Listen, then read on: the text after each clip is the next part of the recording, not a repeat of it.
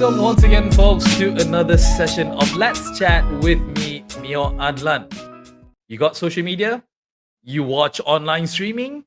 You get your information from your online platforms? It is not a wonder right now, especially in this time, that conventional media versus online media, there's a huge gap with it. I'm not saying that conventional media is no longer relevant, but then again, you see the rise of online platforms, you see the rise of the internet, how people are using the internet, how people are consuming information via the internet using various online platforms that's out there. You're talking about your social media, you're talking about your video streaming services and whatnot. And it seems that moving forward, newspapers, TV stations, and everything, they are becoming less and less relevant. Now, is this a realization that moving forward, that conventional media is no longer needed? And to discuss more about this, I actually have two very special guests who are the founders of InfluAsia. Ladies and gents, allow me to introduce to you Chris and Michelle. How are you guys? Very good. Yeah, hey Meor. Hi. Very good. Okay, let's Yeah. jump into the topic at hand. I mean, like, because again, when we talk about this, a lot of people have actually expressed their concern, especially the ones who are related or who are involved in the conventional media business. Conventional versus internet, online media. It has been different, isn't it? I mean, even before when you guys started with InfluAsia 10 years ago, for instance, or 15 years ago, how it has shifted quite dramatically, actually, in regards of how people consume information and consume content. Now, maybe you can share with us, why do you think this is so? Is Okay, yeah. So, I mean, like what you say, I definitely agree that it's because of the internet. I mean, first of all, we have to look at the speed of the internet. So basically, as compared to maybe like 10 years ago, 20 years ago, in terms of the network of the internet, whenever we try to browse a website, I'm pretty sure you guys understand the frustrations. Back then, you have like jarring or 1515, and basically at that point of time, it's not as feasible for us to actually browse through the internet, because it takes a longer time for us to load certain websites or certain social media platforms. That would be on the internet side. The next would be, I would say, the speed of the information that can be published out online, as compared to, say, maybe conventional means like a newspaper or magazine. It takes time. So usually the news would have happened a couple of days back, or maybe the day before they are able to write it down and circulate it into the next day.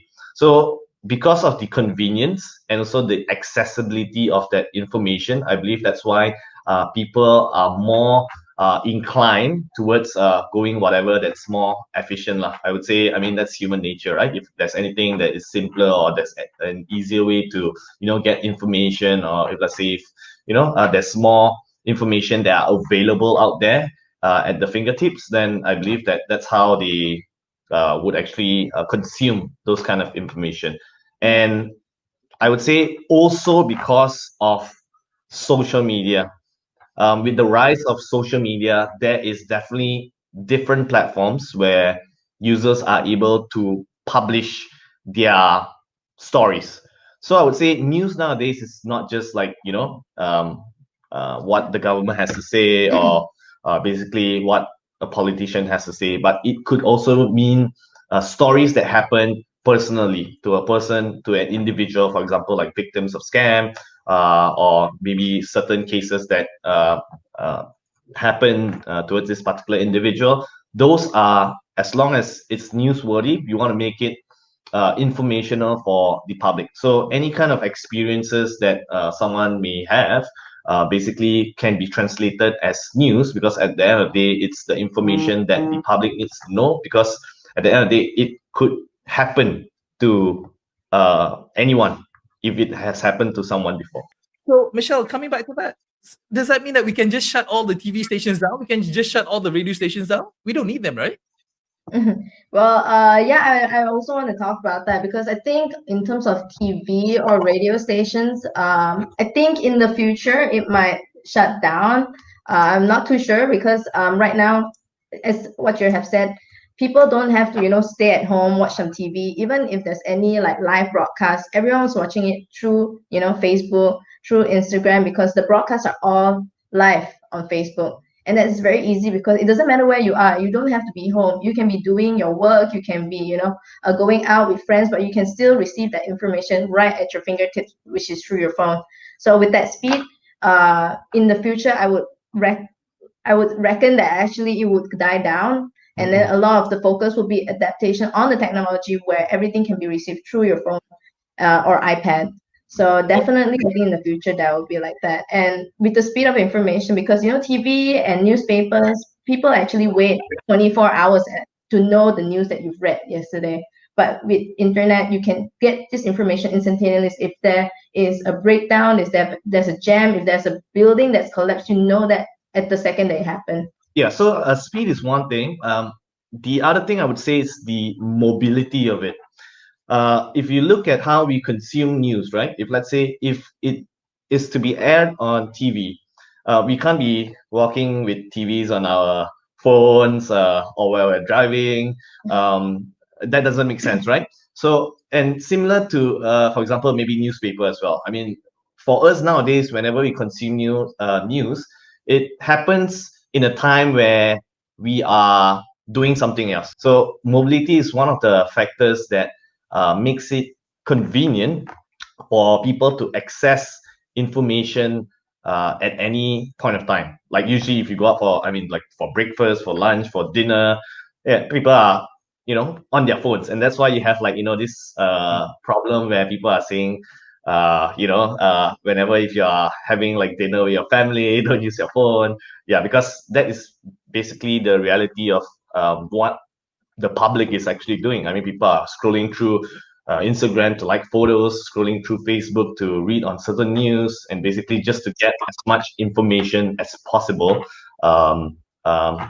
During that point of time. I want to give you a curveball in the sense that we Malaysians, at the end of the day, we are blessed with our internet connectivity. We do have access to it. But what about the people in the rural areas? These people, they may not have the tech savvy. They may not have the resources of actually consuming such news using new age media. They are still relying on your newspapers. They're still relying on your TV stations for them to get the news from. So are we just telling them like, forget about it, you need to get on the internet because if not, you're going to be left behind? Or do we still need to be considerate and cater to the people who don't have such access compared to us? Yeah, definitely we'll have to cater. That's why in the future, as we were explaining, it will probably have to be in phases in the future, because I think one of the stories was the girl who is in Sabah who had to study on the tree because they did not have really good internet access. So after her story went viral, at least it garnered a lot of attention from the public as well as the telecommunications company, where they actually are trying to build more stations out there so they have better internet. So in due time, with this gradual process in the future, it might cease to exist, but it will take some time where infrastructures are in place so these people are able to access to internet, and then it's all about adaptation of technology. So people are not going to have TVs anymore. People are, instead of radios, people are listening to podcasts. Instead of TV, people are watching videos online. So in the future, that is still a gradual step, and it would likely cease to exist in the future. What kind of things that you can actually propose, or you can actually assist the conventional media people to make sure that they stay relevant as long as they can? Yes, I think it's still similar to what I've mentioned earlier, because a lot of conventional media, they rely on TV and radio. So they just have to adapt in this technology, which interesting enough, we had a lot of meetings with big traditional media players before, and they've actually asked the same thing. So it's all about adapting. And even you can see some of the media players, they're already adapting, where their news are all available online. So besides only on newspapers, everything's published online, so everything can go there. And also in terms of radio, everything can still be online. It can still be in the form of podcast. It's just adapting to the times where people are consuming their news.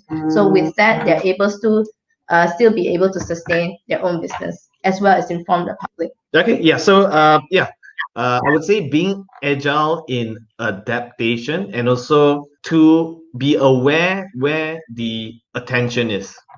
So what I mean is basically we have to understand where our audiences are, and as long as there is people in that particular, say maybe social media channel, for example, like Instagram, Facebook, nowadays you have TikTok as well, we need to be where the audiences are. So basically for traditional media players, if they want to basically disseminate their news to the public, they first need to understand their audiences, where their audiences are. If let's say if their audiences are spending more time on Facebook, they have to be present in Facebook. They have to be aggressive in Facebook. If let's say if their audiences are in TikTok, in LinkedIn, then basically they have to be aggressive in those particular channel. So for example, like business magazine or business newspaper, like maybe The Edge, they have to be aggressive in say LinkedIn, for example. So that would be where I would say I mean, it's not just for traditional media players, but even online media players. They have to really understand the environment of social media and basically to be able to be present where the attention is. Yeah, because even for us, we don't even use TikTok. I mean, I think TikTok is for ages a little bit younger than us. But even then, we have to force ourselves to consume, to learn how it works. And also now we build our own presence in TikTok, even as much as we at first were quite resistant towards it. Yeah, I would say not only going towards their demand, because different audiences have different demands, right? If you trust that this is your brand and this is what you want them to know about, you can still be true to your presence. But it's just to adapt where they are, whether it's on Facebook or whether it's on Twitter, whether it's on TikTok. So the adaptability comes from there. How are you guys, as content creators, as channel owners, as platform owners, what are you guys doing to help the economy of Malaysia specifically? How can you guys contribute, or what have you guys contributed to the economy of Malaysia? In online media, or basically digital media, it opens up a lot of opportunities for smaller businesses, micro SMEs or SMEs, to have that opportunity to advertise. If we look at conventional medias, like maybe radio, TV, or billboards, for them to have the opportunity to actually put their ads up there and to promote their business, basically it takes a few hundred or even a few thousand, tens of thousands to actually get a single ad out. But with the presence of online media, basically they can start as little as a few dollars or a few ringgit. I mean, if you look at Facebook advertising, if you look at Google advertising, basically those unlocks a lot of opportunity for these smaller businesses to actually have a voice to promote towards their audiences. And not just that, but it's also the convenience of having to be able to do that without any kind of connections or without having to speak to someone. Basically you can just Google or search how to run an ad online and basically put up an ad with as minimal cost as possible, and then you get to test them out. At the end of the day, I would say that this has opened up a lot of opportunities for smaller businesses to thrive out there, and also to reach different target markets. I think all of that is possible, and all of that basically would help drive the economy, because all of these smaller businesses who may not have had the opportunity to advertise would be able to do so more effectively. Chris and Michelle from InfluAsia, thank you so much, guys, for coming on to the show. Really insightful. All right. Thank you, Mia. Thanks for having us.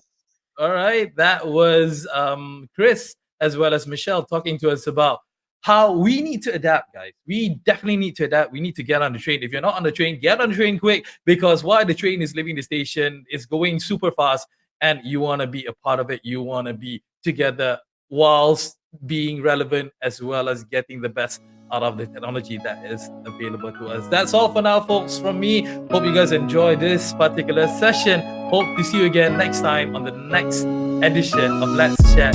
Take care now. Goodbye.